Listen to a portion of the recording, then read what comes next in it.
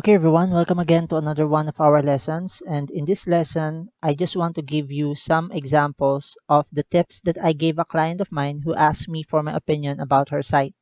She is one of my secondary high school friend, and here are some of the insights that I gave her about her site. This site was developed by another developer, and she asked me to give my opinion and ask me for a consultation.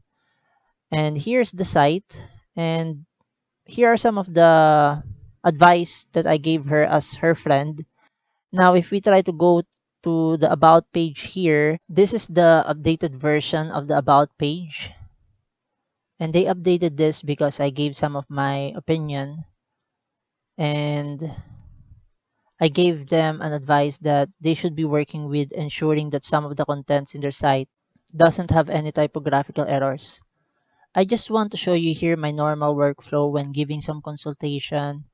I would usually be going to the website, and then I will be browsing through the site and then check some of the pages and then also try to read some of the contents and then get to be familiar with the interface first of the website that a client is asking me to check. I believe that this is going to be a good practice that you adapt when you already have some clients and you're giving consultations to them.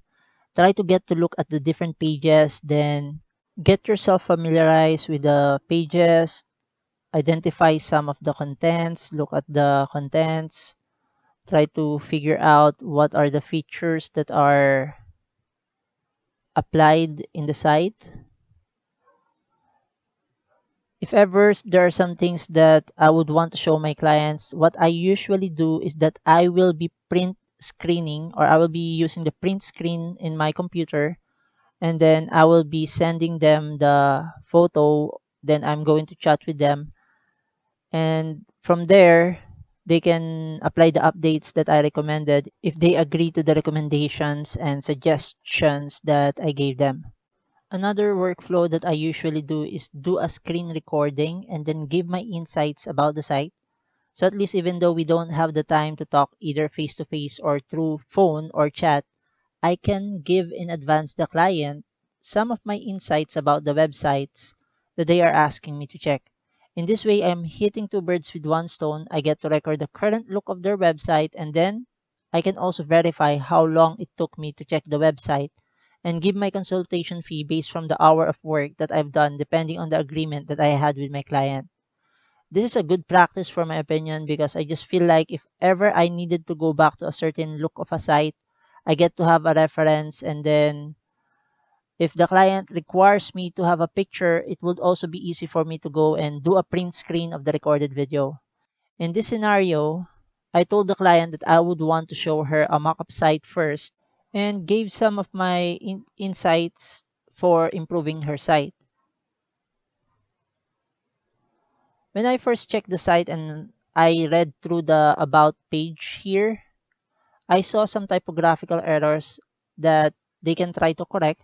This was the first advice that I gave them, and it is important that they have to make sure that there is no typographical error or grammatical error in the site to ensure that it looks really professional. I am not a English major, guys, but this is something that I tell my clients as much as possible. I know that we are developers and not proofreaders, and this is going to be an additional task for us if we are going to be the one to do proofreading.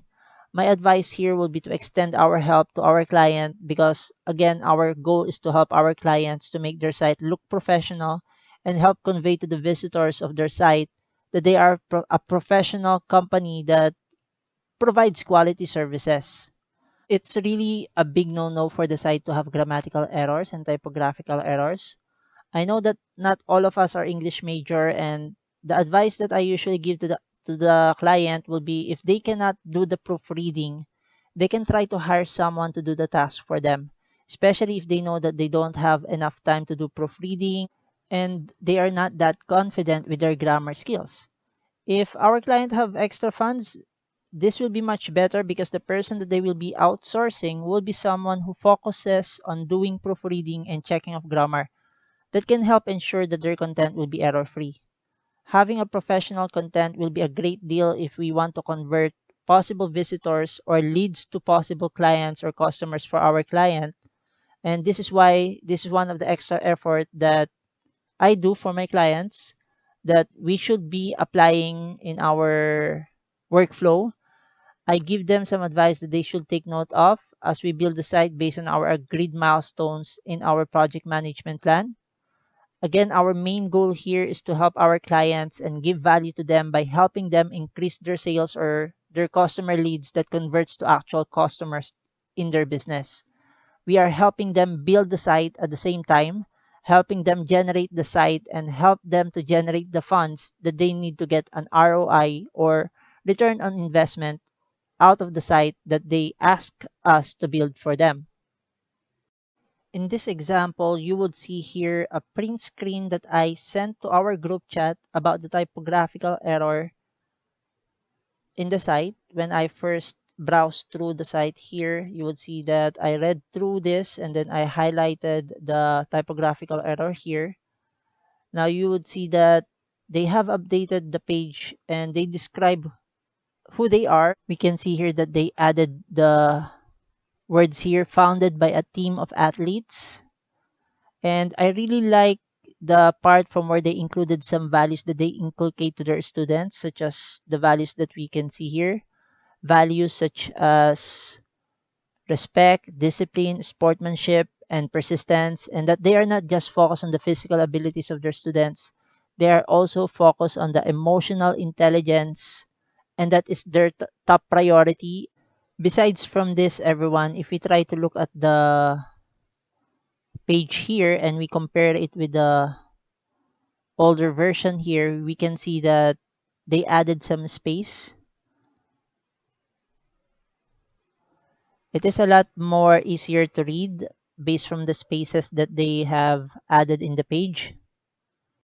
Now, moving to the next page here,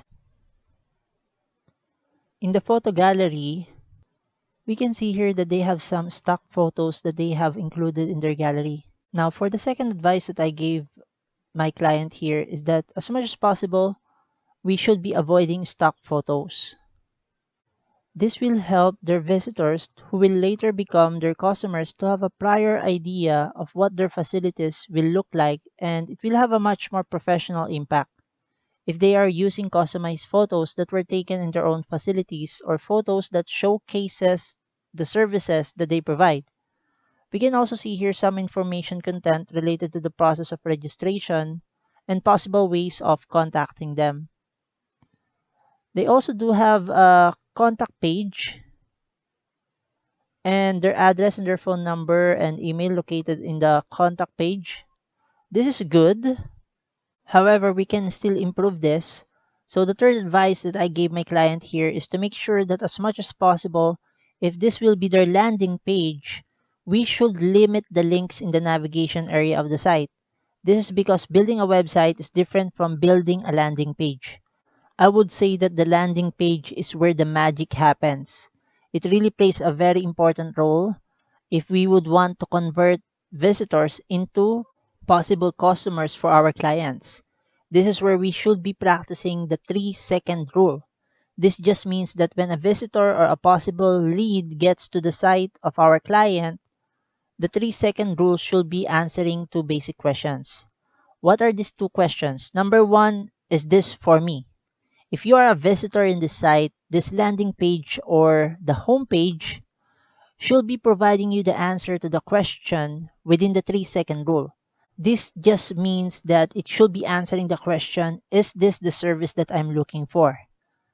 Let's say I'm the visitor who gets to visit the site and I'm looking for a swimming class. We can see here that the heading here describes that the site offers swimming classes. This site is a swimming sports provider. It shows the visitor that this site is a company that provides swimming classes based from the image and the text in the header section of the landing page. So, number one question was answered. If I'm looking for a swimming class, now I have found this website that offers swimming classes. Now, the second question that we need to answer immediately within the 3-second rule is the question, can I trust this company? Can I trust you? Can I trust this company that offers swimming classes? Can I trust this service provider? These are the two basic questions that we explain to a client when we are building a website for them. And I would suggest that you should be explaining this to your client or future clients and give it as an extra advice. When we get to answer these two questions, just remember that this can help portray and describe to the visitors of the site that our client owns a professional company, a professional business that provides quality services that can help convert visitors to that site to possible customers for our client.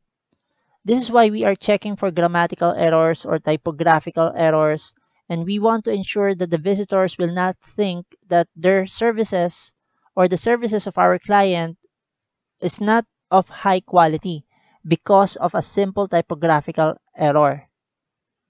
Those are the two questions that we should be able to immediately answer within the first 3 seconds of visit of a visitor to our site or to the site of our client. Again, number one, the question, is this for me? Number two, can I trust this company, this service provider? Now, if we try to look at the home page of my client here, you would see that the site was able to answer the question, is this for me if I'm looking for swimming classes? We know that this is a site that is a service provider for visitors who are looking for swimming classes.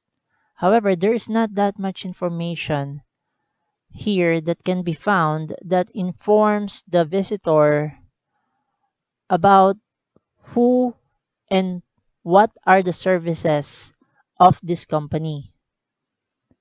And the visitor needs to first go look through the different links here at the navigation to gather some more basic information about the services of the website that we have here.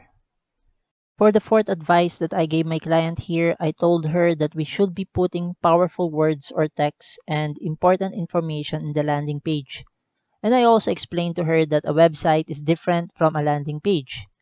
With landing pages, our main goal is to convert possible leads to possible customers for our clients. Websites, on the other hand, is more informational. It's more on the details of the services that our client is providing. Let's say, for example, if the visitor is interested to know more about the services that our client provides and wants to gather more information about the services of our client, a website is where we will be redirecting that visitor for more information about the services of our client. The landing page should really apply the 3-second rule to entice the visitors to sign up for the services of our clients by providing necessary information and giving the visitor initial ideas about the services and on whether the client that we have is someone who is trustworthy. It should be answering the two basic questions of the visitors of the site. And again, those are, is this for me? And can I trust this service provider? Another keynote that I've noticed here is the call to action button that contains the join us today text. And if we try to click on it, it actually doesn't redirect to anywhere. It doesn't have any functionality yet. For the number 5 advice that I gave my client here, I would recommend that a call to action button should be placed after we have given some details of information to the visitors about the services that we provide. Again, we go back to the question, can I trust you? Can I trust this service provider? The call to action button should be placed right after we have given the answers to the two questions, is it for me and can I trust this service provider? Now, for the number 6 advice that I gave to my client here is that as much as possible, if we are building a landing page, we should be limiting the number of links because we don't want our visitors to have a difficult time to look for the information that they need. And the 3-second rule apply here. We don't want to make it difficult for the visitors to navigate through the landing page. And here's actually the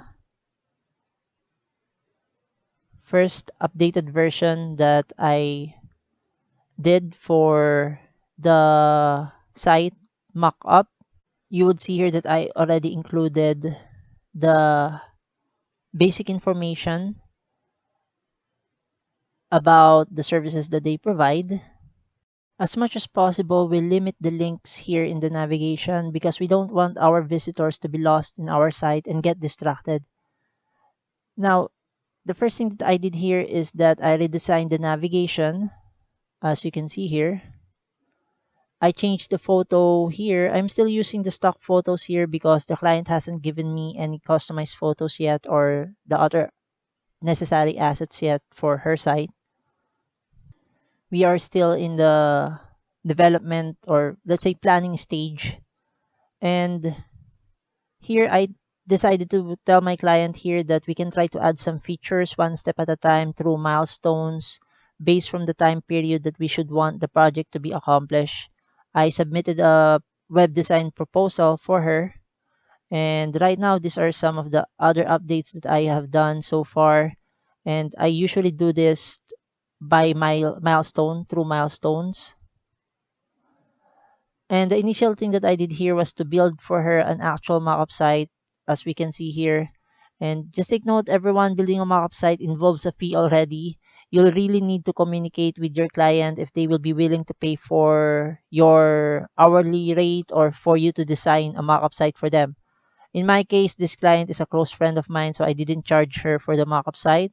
Now, going back to the site of my friend here, and my client here, I also noticed here that the photo background image that they used in the header section was using a repeat property.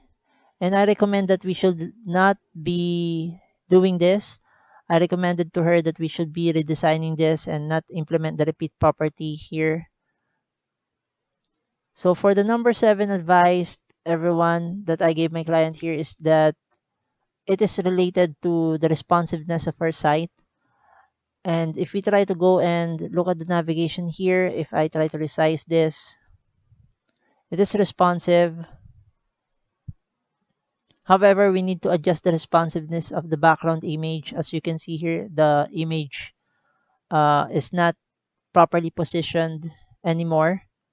If we try to go to the gallery page, you would see that the photos in the gallery are responsive. I recommended here that we should be placing some of these photos in the landing page here in the landing page, and we implement a feature that is a slider, and that's actually the additional feature that I added in the third version of the site here. And I added a simple slider option here.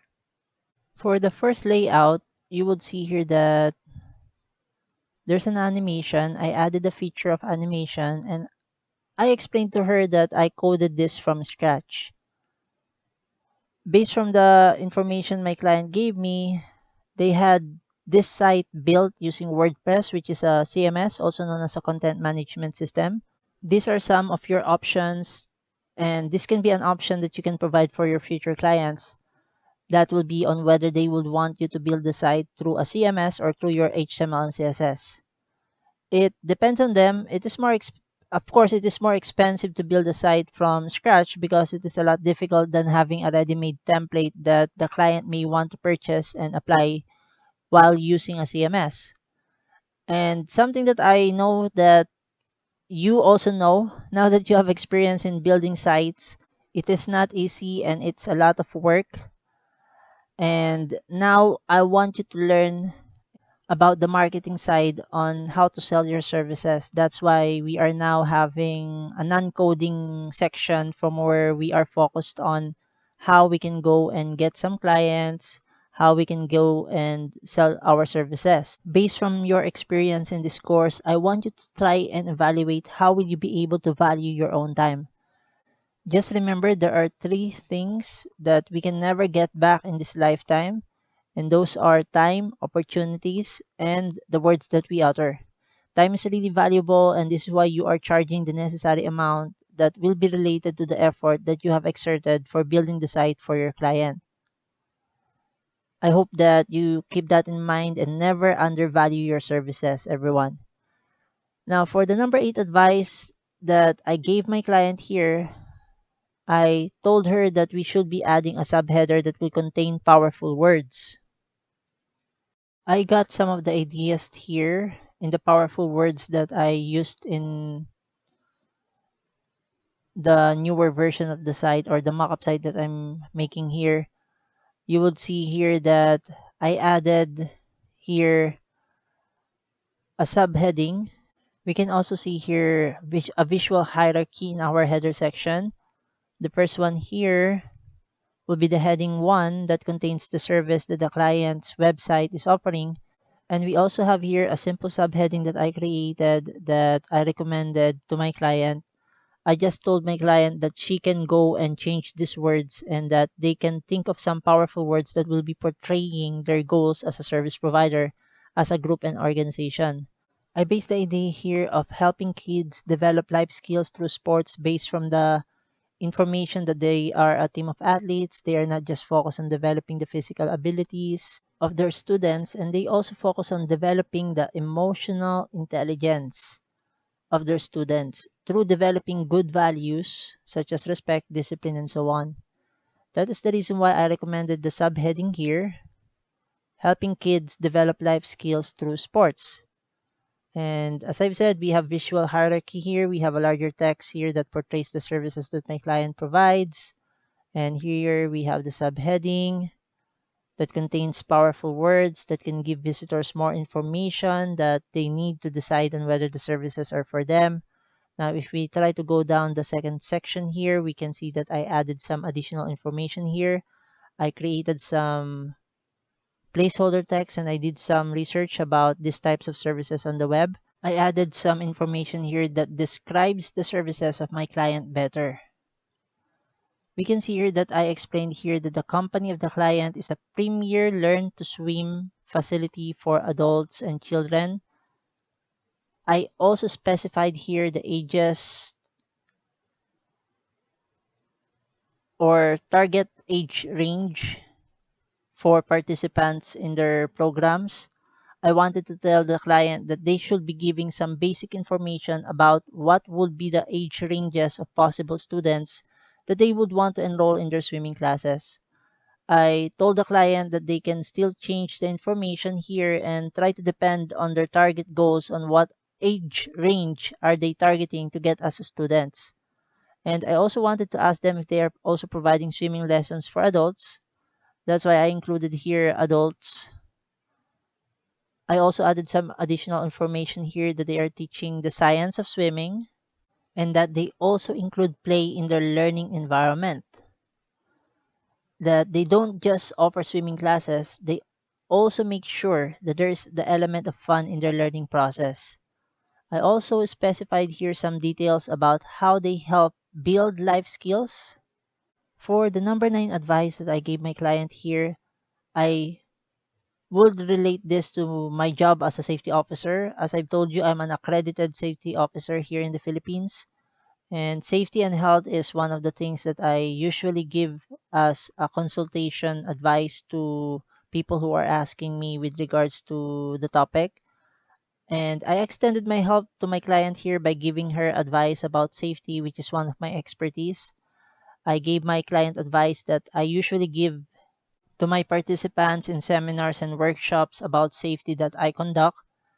And that will be the importance of a business owner understanding that having the proper safety protocols in their business will, in the long run, will be benefiting the business as a whole and the business owner in general. I explained to my client that one of the most important aspects of running any business will be the safety of their customers, in this case, their students. I personally also teach water safety, so I included this information about safety in the learning environment. Again, the reason why I wanted to include safety here is because I wanted to help my client here to project to their visitors that they are a company that prioritizes safety in their services, in their swimming classes.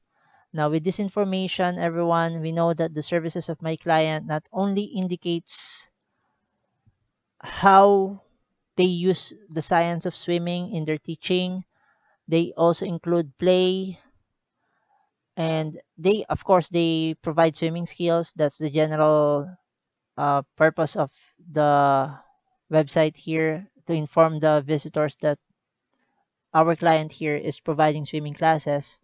And besides from that, they have some features in their services that include safety of their customers or students, that they are ensuring that they have a safe and conducive learning environment. Of course, everyone, all of this information can still be changed by the client. These are all recommendations that I just gave them, but the information here will still be depending on the information that they want to include into the site. These are just some of the recommendations that I gave. Now, moving forward, everyone, I also gave here an advice to our client here that we should be limiting text. That's why we have limited text here, because in reality, everyone, not everyone loves reading. And I gave my client advice that it's better to have videos also in their site that will be projecting visual stories in our landing pages. It would either be photos, such as this ones, or the photos that we have here to project their visual stories, or through a video explaining the details of their services.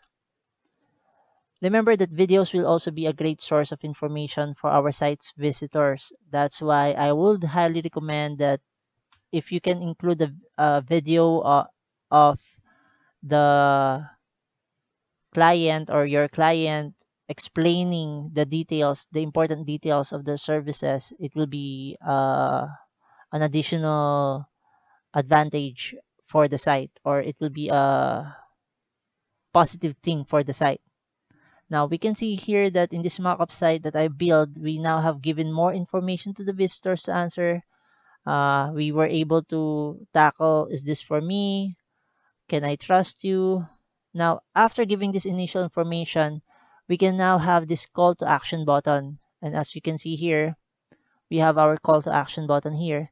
And instead of just using join us, as we can see here in the older version here, or the site that is published on the net, instead of just using a join us button here without first giving the visitors information about the services that our client provides, or in this case, my client provides, it's really not that much here. How will our visitor know if they can trust us? If I'm the visitor, I will be asking myself, how will I know if I can trust this site and that the services is the right thing for me? I would suggest that we avoid putting a call to action button without giving enough information first to our visitors. I would highly recommend that we go and include some basic information first. Now, after you have introduced who you are and what you do and what are the services that you do, that's the time that we go and put a call to action button. And in this case, you would see here, I use the words, let us help you. It's just more attractive for me because we would want to build a relationship with the visitor of the site. The same concept applies with your relationship to your client before they hired you, right? Now, we apply that concept of helping our clients give value to their clients. And the words here that we use, let us help you, is more personal in my opinion, rather than the use of join us, contact us. And those words are not really that powerful. I would want to use words that will help my client or our clients to connect with their customers. Now, for the number 11 advice that I gave my client here is to make sure that our landing page will not be difficult to use in terms of looking for the information that is needed to contact our clients. In this site, we can see here that the contact form page, the advice that I gave my client here is that as much as possible, we maximize the use of the landing page in giving all of the options in trying to contact us. We don't make it difficult for the visitors of the site to look for a way to communicate with us. And as much as possible, we should be giving the visitors all of the information needed to contact our client. If we try to look at the footer section here, I specified the address location here. I also added some of the additional information here like core values. We have the programs that they offer. We also have some additional information such as the frequently asked questions and safety reminders. I suggested this because this is a swimming school and the visitors should be given an option to read more about the necessary reminders that they need to prepare for their classes. I also told my client here that they should put all of the contact information in the landing page, not in a contact page. As much as possible, all of this information should be in the landing page. This will be to ensure that the possible visitors of the site will not be having a difficult time to contact our clients. We should consider that not all visitors of the site will be interested to call, like the use of the phone number here. Not all of them will be interested to email us. Some of them might be interested in going to the location and do an ocular visitation of the site. Some of the visitors might want to browse through your social media accounts like Facebook, Twitter, Instagram. So they would want to see the photos and pictures of you in action. All of the information that is needed to contact our client should be included in the landing page. This is to ensure that we are not making it difficult for our possible leads to convert into a customer for our client. Now, in the first layout here, we can see that the visitors need to go to the photo gallery first, just to see and gather information about how to contact our client here. And they also need to go to the contact page. As I've said, everyone, it's really important that we make it easy for visitors to contact our client. We want to eliminate unnecessary process of navigating from one page to another. Now, if we go to the updated version here of the mockup site that I built for my client, I updated my client with regards to the milestones that I have already achieved in this project, and that will be from this version to this version to this version. Okay, you would see that I have different versions of the project based from the updates that I am informing the client if they will be agreeing to the layout, to the design of the site. I actually explained this in the web design proposal that I gave my friend here, my client here, and that will be including the software development process that we get to achieve using milestones in our projects by inserting some features one step at a time. And then usually we show this to the project owner or to the client so that they will be having an idea and they will be updated about the progress in their project. You would see here that I added a photo gallery to showcase the services of my client. Now the visitors doesn't need to navigate to any other page just to look for photos related to the services of my client. I also added here a section for different packages that the client may be offering. I am not yet sure about their programs yet. I'm actually going to be asking them about their pricing. These are just placeholder prices and placeholder services and packages for the pricing that I made for the client. And I will be updating this based from their approval. Now, for the number 12 advice that I gave my client here, it will be them getting some testimonials from their previous students. Having some testimonials in the landing page can help answer the second question, can I trust you?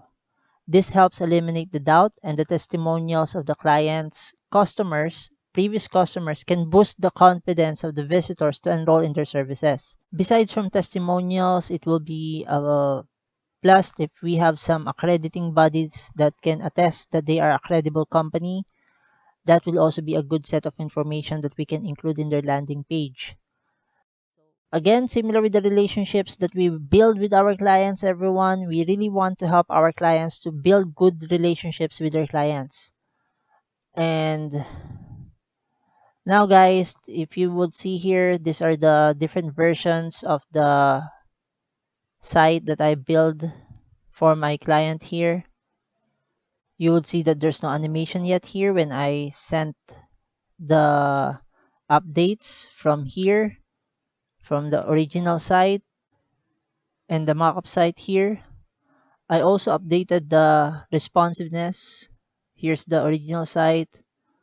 We have here the updated version, the first version, then the third version, and then the fourth version here. So you would see that there were updates. These are the milestones that I usually send in a recorded video to the client for them to be able to see the changes, and I am explaining to them what are the features that I added in the project. Just remember everyone that responsiveness is going to be very important, and for this reason I gave a last advice.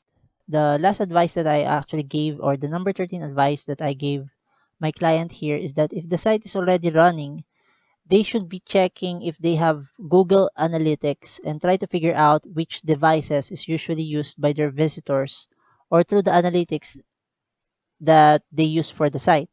This will be giving us information that will be helping us identify where should we be focusing our time in developing and improving the user interface and user experience of the visitors. If visitors are usually using mobile devices, we should start with mobile first approach rather than desktop approach and focus more our time in improving the mobile version of the site, and of course vice versa. So you would see here that I also did an iPad version of the site here, the latest version, and that will be having the gallery. The cards will be two cards, and then we have here a much bigger card for the third card. I'm hoping everyone that you have learned a lot in this lesson and you got some ideas on how to communicate with your client. As a recap, again, these are the 13 advice that I gave my client here. Check for typo and grammatical errors, number 1. Number 2, avoid stock photos. Number 3, limit the links in the navigation area. Number 4, answer the two questions. Is this for me? And can I trust you? Number 5, call to action button placed after answering the two questions. Number 6, limit number of links. Number 7, web responsiveness, mobile first or mobile or desktop first. Number 8, use of powerful words. Number 9, I included some safety consultation advice. Number 10, of course, limit text and add video explanation and images showcasing their services. Number 11 will be landing page should not be difficult to use when it comes to connecting to our clients or communicating with them. So put all of the ways to communicate with our client in the landing page. And number 12, if you have testimonials and accreditation, also showcase it in the website. Number 13 will be use Google Analytics to decide where to design first. Should it be mobile first or desktop first? Again, everyone, I'm hoping that this will be helping you out in building a much better relationship with your future clients. And I hope that you can help your clients and your clients can help their clients. Just remember that we as developers are problem solvers and we try to do our best to help our clients solve their problems by means of providing them the necessary advice to help them in their business. That will be all for this lesson, and I am hoping that you learned a lot and you got a lot of take home in this lesson. Thank you and see you on our next lessons.